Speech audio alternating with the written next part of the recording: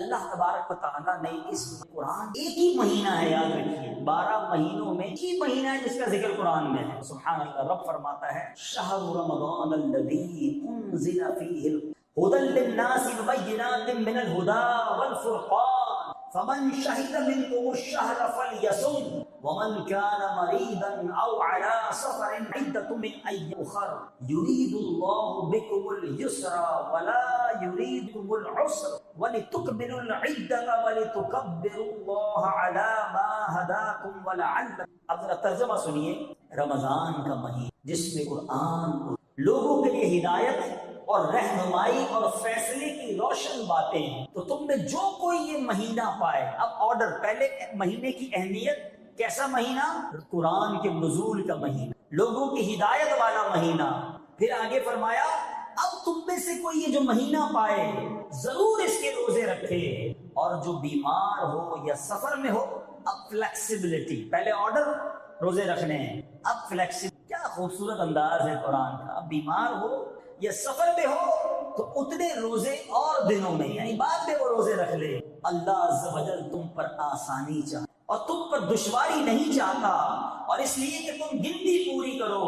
اور اللہ عز و جل کی بڑائی اس پر کہ اس نے تمہیں ہدایت کی اور کہیں تم حق گزار ہو. جو میسج ہے رمضان کی اہمیت اور پھر اس کے روزوں. روزے میرے نیچے عبادت ہے. یہ باتیں بہت ساری عبادت وہ ہیں جو ہم کرتے ہیں لوگوں کو پتہ چل جاتا ہے. نماز پڑھتے ہیں لوگ دیکھ لیں، ہم بہت سارے نیکی کے کام کرتے ہیں لوگوں کو پتہ چل جاتا ہے. روزہ وہ عبادت ہے جب تک بندہ نہ بتائے کہ باطنی عبادت ہے، اور اللہ باطنی عبادت کو بہت. یقیناً اسلام میں فلیکسیبلٹی ہے. یہ عجیب بات ہے، آج کل جو دین سے دور ہے وہ عجیب عجیب باتیں کرتے ہیں کہ جناب اسلام میں بڑی سختی ہے. اگر میرے ساتھ کوئی بیٹھے پروف کر دوں کہ the most flexible religion on earth، ساری کائنات میں سب سے زیادہ فلیکسیبلٹی والا اگر کوئی مذہب ہے جس میں آسانیاں ہیں، الحمدللہ وہ ہمارا مذہب اسلام ہے. مسافر ہیں تو روزے بعد میں، بیمار ہیں تو بعد میں. آپ اگر وضو نہیں کر سکتے تو تیمم کر لیں، کھڑے ہو کے نماز نہیں پڑھ سکتے تو بیٹھ کے پڑھ لیں. کدھر سختی ہے؟ بیٹھ کے نہیں پڑھ سکتے لیٹ کے پڑھ لیں، لیٹ کے بھی نہیں پڑھ سکتے اشاروں سے پڑھ لیں. عورتوں کے پاکی کے دن نہیں ہے تو نمازیں معاف کر دی گئی، روزے اس کو بعد میں رکھنے کا حکم دے دیا گیا. ہر موقع پر اگر آپ مشکل میں ہیں اسلام نے آپ کے لیے فلیکسیبلٹی دی ہے. پیسے ہیں، سال گزرا ہے تو زکوٰۃ ہے، پیسے ہیں، استطاعت ہے تو حج فرض ہے. مال نہیں ہے کوئی حج فرض نہیں ہے، مال نہیں ہے کوئی زکوٰۃ فرض نہیں ہے. اسلام کا کون سا حکم ہے جو ہمیں جبری طور پہ کرنے کا حکم دیتا ہے؟ ہمارا مذہب وضو کے لیے جناب زخم لگ گیا، پٹی باندھی ہے، کوئی ضروری نہیں ہے پٹی اتارنے کی، اس کے اوپر تیمم کر لیں. سب چیزوں کا علاج اور حل موجود ہے. پرابلم کیا ہے؟ لوگ جو دور ہیں دین سے وہ سمجھتے ہیں بڑا مشکل ہے. جو دین کے اندر آتا ہے اس کو پتا چلتا ہے کہ اس سے اچھا تو کوئی نہیں ہے. لوگ کہتے ہیں جناب اسلام انجوائمنٹ کا منع کرتا ہے، اسلام فیملی ٹائم کو منع کرتا ہے. حالانکہ بخاری کی حدیث ہے، جا بجا میرے آقا ارشاد فرماتے ہیں تم میں بہترین وہ ہے جو اپنے گھر والوں کے ساتھ بہترین ہے. میرے آقا خود گھر کا سودا سلف لے کے جاتے ہیں. نبی پاک بچوں کے ساتھ کھیلتے بھی تھے، بچوں کو پیار بھی کرتے تھے، اپنی ازواج کے ساتھ بھی محبت کا برتاؤ کرتے. پہلے دل سے اسلام اگر کوئی قبول کر لے اور اس کی تعلیمات کو پڑھتا چلا جائے تو میں تو یہ سمجھتا ہوں کہ بندہ اگر صحیح طریقے سے پریکٹسنگ مسلم بن جائے اس کی فیملی لائف بھی زبردست ہو جاتی ہے، اس کی بزنس لائف بھی زبردست ہو جاتی ہے، اس کی سوشل لائف بھی بڑی اعلیٰ ہو جاتی ہے. تو بہرحال یہ بات ضرور ہے بیمار کو روزے ہے. اب ایک بڑا عجیب سا فینومینا، ایک ایسی پرابلم یہ ہو گئی ہے، ہمیں درد ہے اس لیے روزہ نہیں رکھا، زکام بڑا ہو رہا تھا اس لیے روزہ نہیں رکھا ہے، یار آج بڑی گرمی تھی آفس میں بڑا کام تھا اس لیے روزہ نہیں رکھا. یہ مذاق ہے. اللہ کی طرف سے جو فرض کیا گیا ہمارے، پہلے سمجھو روزہ کیا ہے. 5 پلر ہیں اسلام میں، بچپن سے پڑھتے آ رہے ہیں نا، نماز، روزہ، حج، زکوٰۃ اور کلمہ ہے، ایمان لانا. روزہ تو پلر آف اسلام میں ہے، بیسکس آف اسلام میں ہے، اور آج روزے قضا ہو رہے ہیں. کبھی بھی یہ نہ کہیے گا کہ جناب تھوڑی سی طبیعت خراب تھی اس لیے روزہ چھوڑ دیا. ڈاکٹر بھی آج کل اگر کوئی ڈاکٹر بیٹھا تو اس سے بھی میری گزارش ہے، ہر مریض کو کہہ دیتا ہے تم رکھنا، شوگر کے مریض روزے مت رکھنا، بلڈ پریشر پرابلم روزے نہیں رکھنا. اللہ کے تو کیوں دوسروں کے روزے اپنے اوپر لے رہے ہو؟ آپ بھی سمجھیے ڈاکٹر کے کہنے سے روزہ معاف نہیں ہوگا. واقعی اگر ایسی بیماری ہے کہ جس پہ روزہ رکھنے سے آپ کی بیماری شدت اختیار کر جائے، جان جانے کا خوف ہو جائے یا مرض بہت بڑھ جائے، آسان طریقہ کیا ہے کہ اگر آپ بیمار ہیں آپ اپنی بیماری کا پرابلم عالم دین، ڈاکٹر ہے، عالم دین نہیں ہے. شریعت کا حکم ڈاکٹر کیسے بیان کرے گا؟ ڈاکٹر کی جو سجیشن ہے وہ عالم دین سے ڈسکس کیجئے کہ جناب مجھے یہ پرابلم ہے اور ڈاکٹر کہنا ہے کہ روزہ نہ رکھیں. اب آپ کو صحیح عالم دین مفتی صاحب کہتے ہیں کہ ٹھیک ہے آپ روزہ نہ رکھیں، پھر روزہ چھوڑیں، ورنہ ایسا نہ ہو کہ آپ شدید گناہ گار ہو جائیں. روزے سے مت کہو مجھے کام ہے، اپنے کام سے کہو کہ مجھے روزہ رکھ. اتنی محنت میں گرمی میں مزدوری کرنے والے یہ ہمارے پٹھان بھائی یہ روزہ رکھتے ہیں، اور آج چھوٹا موٹا کام کرنے والا کہتا ہے اس نے روزہ نہیں رکھا. کام کم کر دیں، تھوڑا آرام بڑھا دیں، مگر روزہ ضرور رکھیں. روزہ دار اللہ کو کتنا پسند ہے. آپ کو پتہ ہے روزہ جب ہم رکھتے ہیں ہمارے منہ میں اسمیل آتی ہے، بو آتی ہے، ہم پیسٹ نہیں کر سکتے. تو اب جب بو آتی ہے نا افطار سے پہلے، سبحان اللہ حدیث ہے کہ روزہ دار کے منہ سے بو آتی ہے وہ اللہ تعالیٰ کے مشک کی خوشبو سے زیادہ افضل ہے. اللہ کو اتنی پسند ہے یہ. روزہ دار کا سونا بھی عبادت ہے، روزہ دار کی ہر سانس کو اسے نیکی ملتی ہے. شرط یہ ہے کہ روزہ. ایک اور عجیب پرابلم ہے، رکھ لیا روزہ. آپ نے کہا نا چلو مولانا صاحب روزہ رکھ لیا ہے، اس کے بعد کیا کر رہے ہیں؟ باقی تو موبائل پہ کھیلنا ہے نا، ٹائم بھی تو پاس کرنا ہے. روزہ رکھا ہے تو ٹائم پاس کرنا ہے. اب ٹائم پاس پہ کیا کرنا ہے؟ ہمارے پاس سب کے پاس موبائل آ گیا، انٹرنیٹ آ گئے، پتہ سے گیم آ گئے. روزے میں گیم کھیل، روزے میں فیس بک کے اوپر پتہ نہیں کیا کیا دیکھ رہے ہیں. معاذ اللہ فلمیں ڈرامے تک سنا لوگ دیکھتے ہیں کہ ٹائم پاس کرنا ہے. رات کو سارے دوست مل کر تاش کھیل رہے ہیں، کیوں؟ وہ رات گزارنی ہے نا، رمضان کی سحری تک جاگنا ہے. اللہ رمضان اس لیے نہیں آیا، شاید لوگوں کو پتہ نہیں ہے. میں آپ کو ایک ایگزامپل کے ذریعے سمجھاتا ہوں. بہت سارے ہم سارے گناہ گار کرتے ہیں. کسی کی زبان پر ہو سکتا ہے گالی گلوچ ہو کے غلط ہے، لیکن وہ مسجد میں آ کر گالی دے. بتائیے مسجد میں کوئی گالی دے تو کیا کریں گے؟ مسجد میں گالی. اسی طرح کوئی شخص باہر گانے باجے سنتا ہے، غلط ہے، لیکن مسجد میں آ کے ہیڈ فون لگا کے کوئی گانے سننا شروع کر دے، ہم کیا کہیں گے؟ اللہ کے گھر میں حرام شدت ہے نا، گناہ زیادہ خطرناک ہو جاتا ہے اللہ کے گھر میں. بالکل اسی طرح مہینوں کے گناہ اپنی جگہ، رمضان کا گناہ شدید عذاب لاتا ہے. اس بات کو رمضان نارمل مہینہ نہیں ہے، شیطان کو بند کر دیا گیا ہے نا. جو ہمیں برگلاتا ہے، جو ہمیں بہکاتا ہے وہ قید ہے.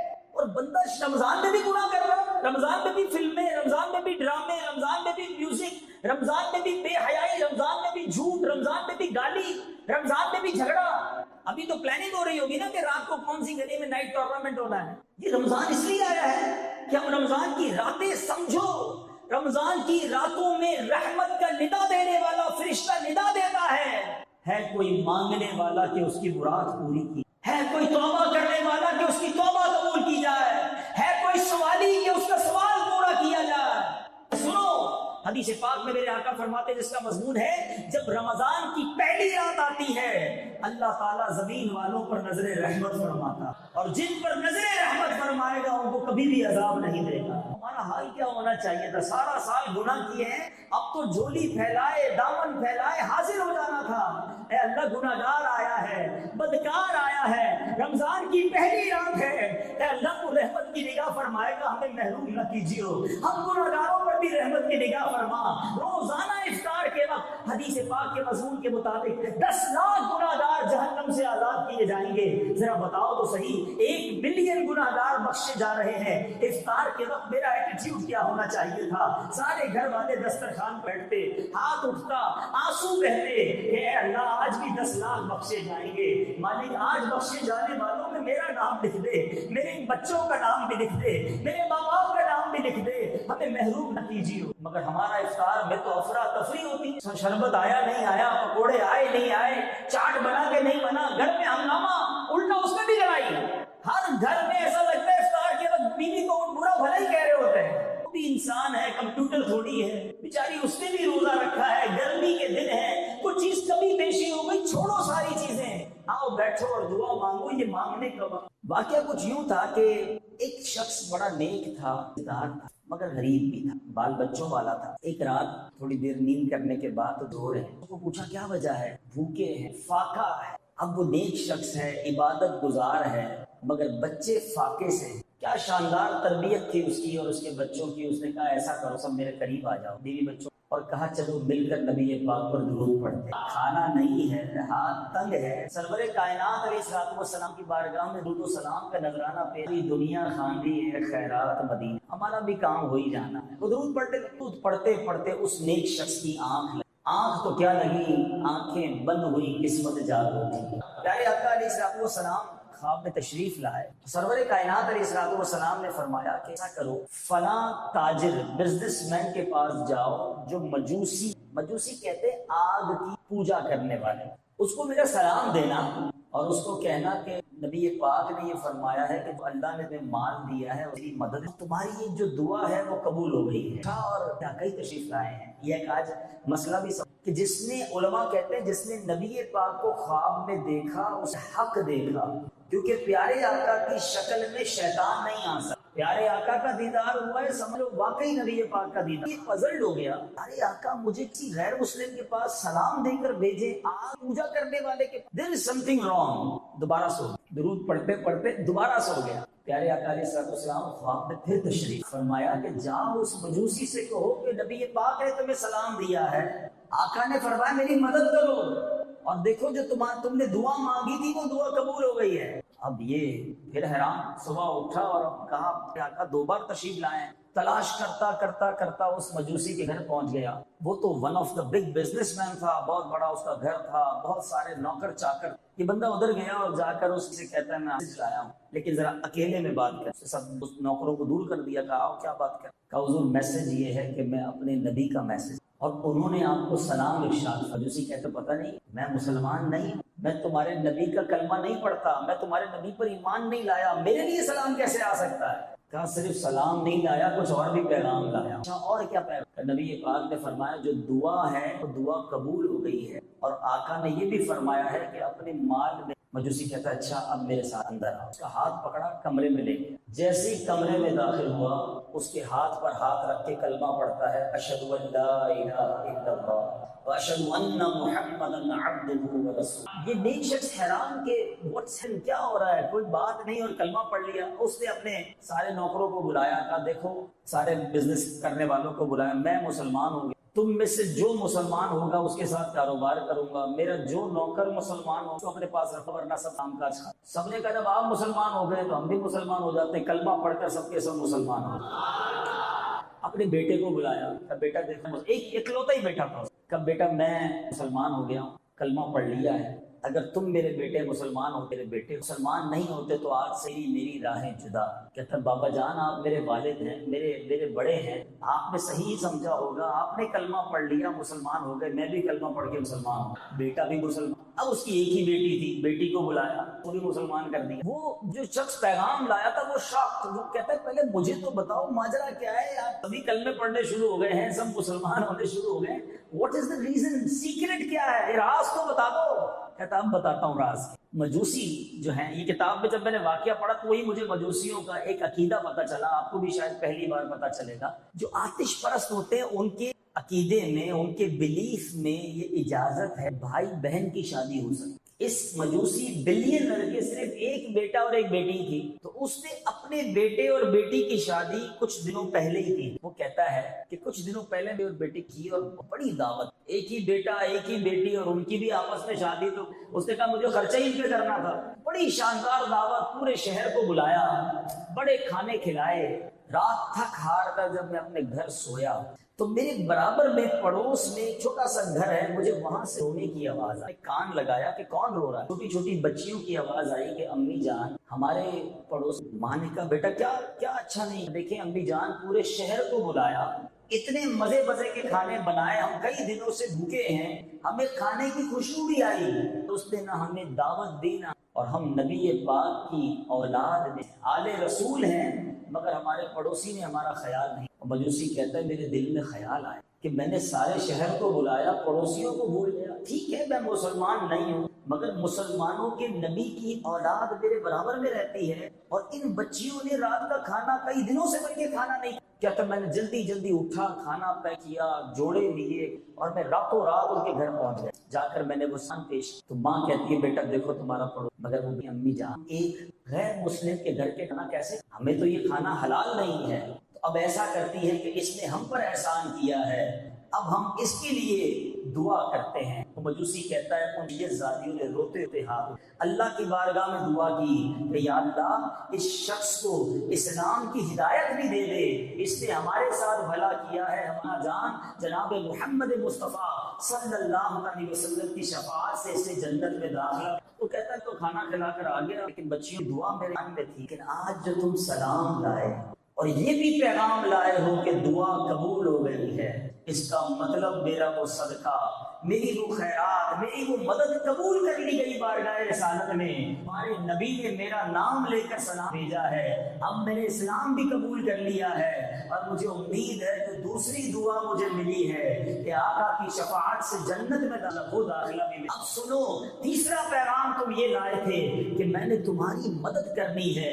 میں نے اپنے بیٹے اور بیٹی کی شادی جب کی تھی, اب تو یہ مسلمان ہو گئے, دونوں میں جدائی ہو گئی ہے, 50% تو میں نے بچوں کو بھی جائیداد دے دی, اب بقیہ 50% جو ہے یہ سارا مال میں تمہیں اللہ کی راہ میں. تو غریب شخص خوشی خوشی گھرا نیچے سے واقعہ, اگر میں آج کچھ اور بیان نہ بھی کروں نا, صرف اسی واقعے پر میں اگر مدنی پھول دینا شروع کروں کہ کیا کیا لیسن ملتا. سب سے پہلا شخص غریب تھا, نمازی تھا, عبادت گزار تھا, مگر کیسا غریب تھا کہ بچے رات کو بھوکے سوئے ہوئے ہیں, مگر اس نے کیا کیا, اٹھ کر بچوں کو روتا دیکھ کر کیا خودکشی کے بارے میں سوچا, کیا اللہ کی بارگاہ میں کمپلینس کرنا شروع کر دی, اے اللہ میں پیچھے رہ گیا, نماز بھی پڑھتا ہوں, روزے بھی رکھتا ہوں, عبادت بھی کرتا ہوں, میرے بچے بھوکے, مجھے تو نے دیا ہی کچھ نہیں. یہی تو ہوتا ہے نا, کسی کے پاس مال کم ہو, کسی کے پاس روزی روزگار میں کوئی کمی ہو جائے تو شکوے, شکایت, کمپلین. کیا مائنڈ سیٹ تھا, بیٹا کھانا نہیں ہے کوئی بات نہیں, آؤ مل کر نبی پاک پر درود بھیجتے ہیں. مسجد نبوی شریف میں ایک تنا تھا, سوکھا تنا, پیارے آقا اس سے ٹیک لگا کر خطبہ دیتے تھے. اس تنے کو چھوڑ کر منبر پر بیٹھے تو تنا رونے لگ گیا. میرے آقا کھڑے ہو کر تنے کو سینے لگا لے. جو نبی اپنے تنے کو روتا نہ دیکھ سکے, امتی روتے ہوئے پکارے تو کیسے نہ سنیں, کیسے نہ مدد کریں گے. بس آپ درود پاک پڑھتے جائیے. فریاد امتی جو کرے حال زار میں, ممکن نہیں بشر پر نہ ہو. اسی بات مجوسی نے کیا کی, آل رسول کی مدد, غریبوں کی مدد کی تھی, گھر جا کر کھانا پہنچایا. انعام میں کیا ملا, ایمان بھی مل گیا, اللہ بھی نصیب ہو جائے. آقا کا پیغام مل گیا نا. اپنے پڑوسیوں کو, اپنے غریب رشتہ داروں کو دیکھ لی. بعض اب نیکی چھوٹی ہو جائے, نام نہیں ہوتا اس میں, مسجد میں اعلان نہیں ہوگا. اصل پرابلم تو یہ ہے نا, پہلے تو ایک زمانہ تھا, ایک جملہ بڑا مشہور تھا, نیکی کر دریا میں ڈال. آج ہے نیکی کر فیس بک پہ ڈال. ہر بندے کا اپنا پیج ہے, ہر بندے کو ہر نیکی دنیا کو بتانی ہے. امام صاحب کو بھی اسپیشل, ایک تو میرے کو آج تک سمجھ نہیں آیا کہ امام صاحب کو کان میں بولیں گے اسپیشل والی دعا کرنا. وہ اسپیشل والی دعا کون سی, دعا ہی ہوتی ہے بھائی. پیسے دیے نا مسجد میں, افطار کے دیے, پنکھے لگوائے ہیں, کارپیٹ بچھوائے, تو نام لے کر دعا ہونی چاہیے کہ جنا حاجی صاحب نے کارپیٹ بچھوایا ہے, فلاں حاجی صاحب نے پنکھے لگائے. یہ نام یہاں ہوتا ہے, لیکن غریب کے گھر جا کر کھانا کھلا دو, دعا ملے گی نا, تو خوشی اس کے دل سے نکلتی ہے, اور پھر جو دعا نکلتی ہے قبول دعا ہے. اور سبحان اللہ, خاص طور پر مل رہا ہے آل رسول کی. اگر آپ کی سراؤنڈنگ میں, آپ کے ملازم میں, آپ کے قریب سید زادے ہیں, ایک بڑا عجیب کانسیپٹ ہے یار, یہ سید زادے ہیں ان کو زکوٰۃ نہیں لگ سکتی. بھائی زکوٰۃ نہیں لگ سکتا یہ تھوڑی ہے کہ مدد بھی نہیں کر. سید زادے کو مال کا میل ہے زکوٰۃ, اس لیے نہیں دینا. یہ اتنی پاکیزہ ہستی کی رشتہ داری میں ہے کہ ان کو اچھا مال, پاکیزہ مال پیش کریں. ساری دنیا کو زکوٰۃ بانٹیں گے, سید زادے کو کچھ بھی نہیں دیں گے کیونکہ ان کو زکوٰۃ نہیں لگتی, تو بھوکے مار دیں گے کیا سید زادے کو. ان کو ایکسٹرا خدمت کریں, سرکار کی آل ہے, ان کی خدمت کرو گے تو نبی پاک کا فیضان نصیب ہوگا. شعر تو سارے جھوم جھوم کر پڑھتے ہیں کہ تیری نسل پاک میں ہے بچہ بچہ نور کا, تو ہے عین نور تو گھرانہ نور. اچھی بات بتاؤں, اپنی روزی کا ہو سکے نا, یا اپنے منافع کا چھوٹا سا حصہ, بلکہ 1% کیوں نہ ہو, آل رسول اس پیسے سے سید زادوں کی, نبی پاک کی آل کو تلاش کر کے جو غریب ہیں ان کی ہیلپ کروں گا. آپ سوچو تو صحیح, آپ کن کی خدمت کر رہے ہو, کس نسبت سے کر رہے ہو. نبی پاک ملاحظہ فرمائیں گے تو آپ کی جھولی کیسے بھریں گے, آپ کے کام کیسے سیدھے ہو جائیں گے. بات ساری اچھی نیت کی ہے. تو بہرحال درود پاک ایک ایسا وظیفہ ہے, آپ کسی بھی پرابلم میں ہوں درود پاک کو پڑھتے رہیں، دیکھیں آپ فیل کریں گے، آپ کے سامنے آپ کے پرابلم ٹھیک ہونے لگ جائیں گے، برڈن آپ کا جو ہے وہ ریلیز ہونے لگ جائے گا۔ بندہ بولے یار روزے رکھے کیا کیا ہے؟ بولا وہ شہری میں اس لیے زیادہ کھایا کہ سارا دن بھوکا رہوں گا، افطاری میں اس لیے زیادہ کھایا کہ سارا دن بھوکا رہا تھا، اور رات کو بیچ میں ایک بار پھر کھایا کہ پھر موقع نہیں ملے گا، 4 بار تو کھانے کھاتے ہو۔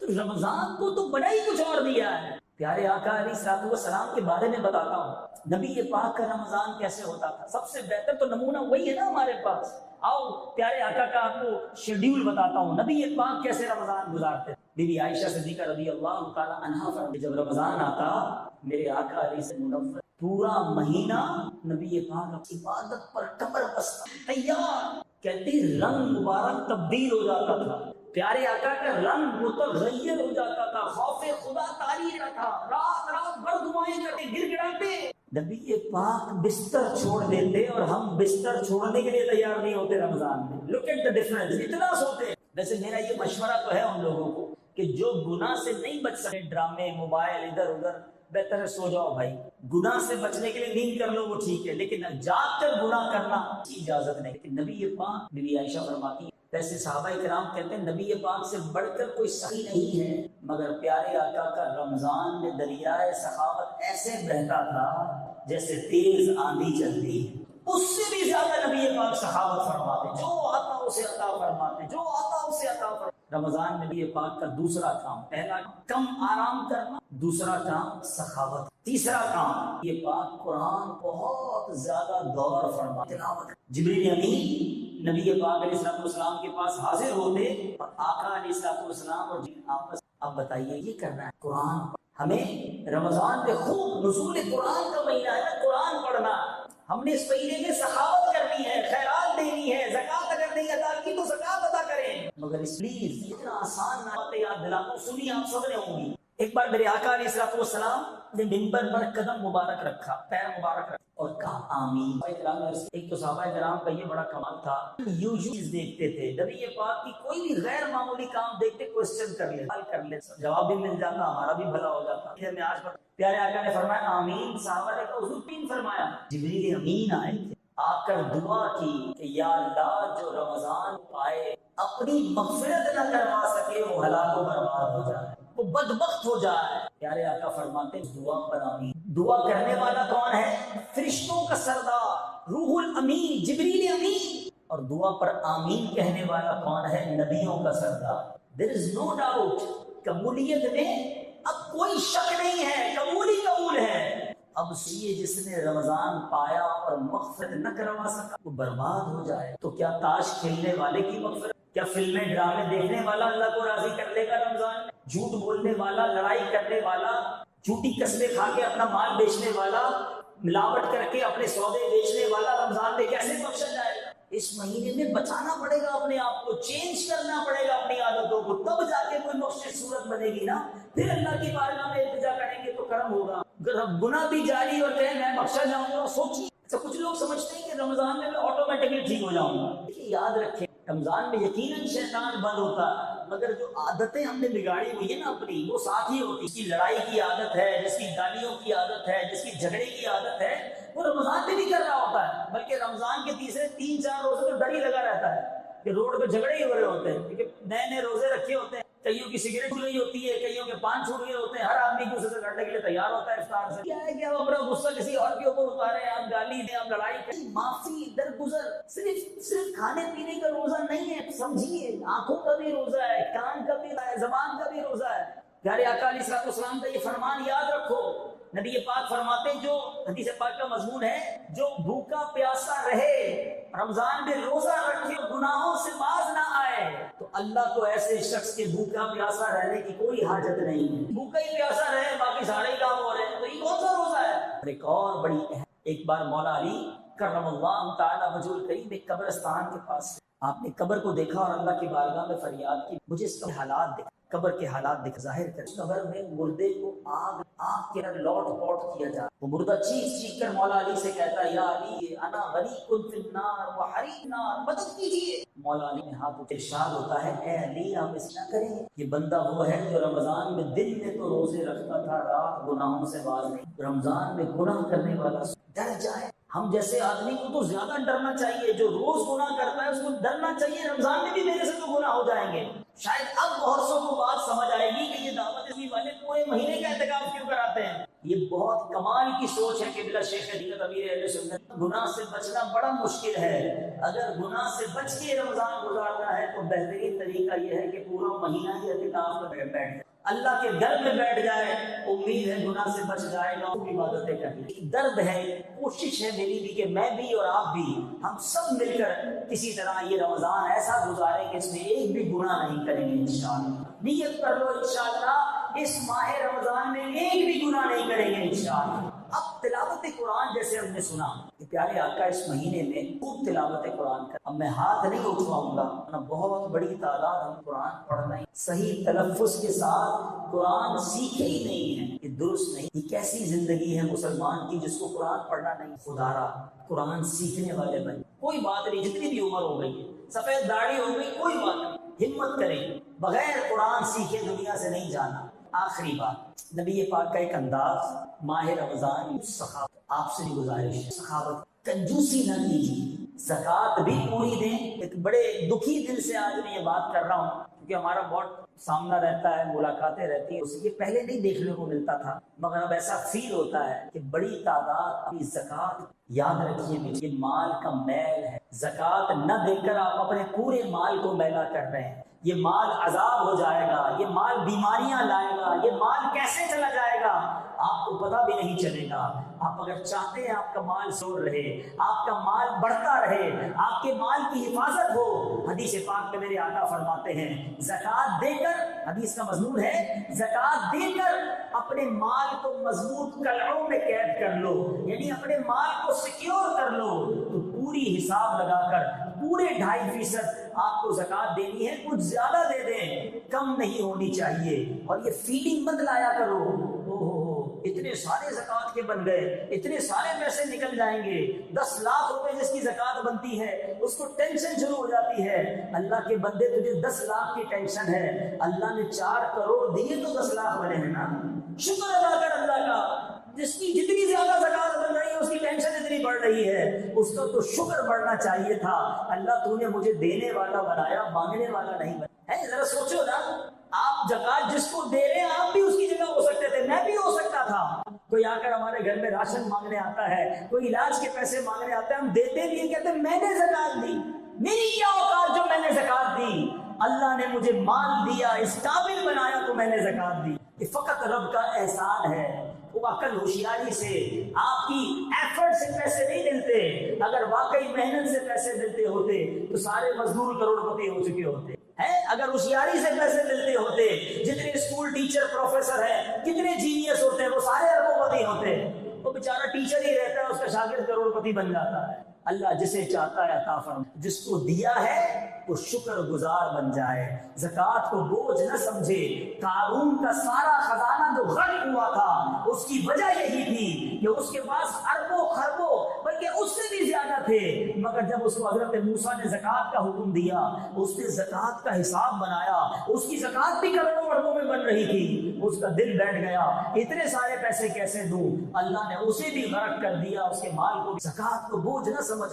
اگر کوئی میرا ایسا بھائی بیٹھا ہے جو پوری زکوٰۃ نہیں دیتے، پچھلی زکوٰۃ کا بھی حساب کرنا ہوگا، آپ اللہ کی قسم زکوٰۃ نکال کر دیکھیں، اگلے سال آپ میرے سامنے آ جائیے گا، اللہ آپ کی زکوٰۃ میں اور اضافہ کر دیا ہوگا، مال بڑھ گیا ہوگا نا، زکوٰۃ بھی بڑھ جاتی ہے۔ زکوٰۃ دینے میں بخل نہ کریں۔ اب یہ مائنڈ سیٹ بنتا ہے کہ یار اتنے سارے پیسے تو ابھی تو نکل جائیں گے نا اکاؤنٹ سے۔ مثال سے کسی شخص کا کھیت ہو اور ایک بندہ 4 بوری بیج لے کر جائے، سیڈز، اور اس پورے کھیت میں 4 بوری ڈال کر واپس آ جائے، تو کوئی بے وقوفی ہوگا جو کہے گا یار 4 بوری تو چلی گئی، تیری ضائع ہو گئی۔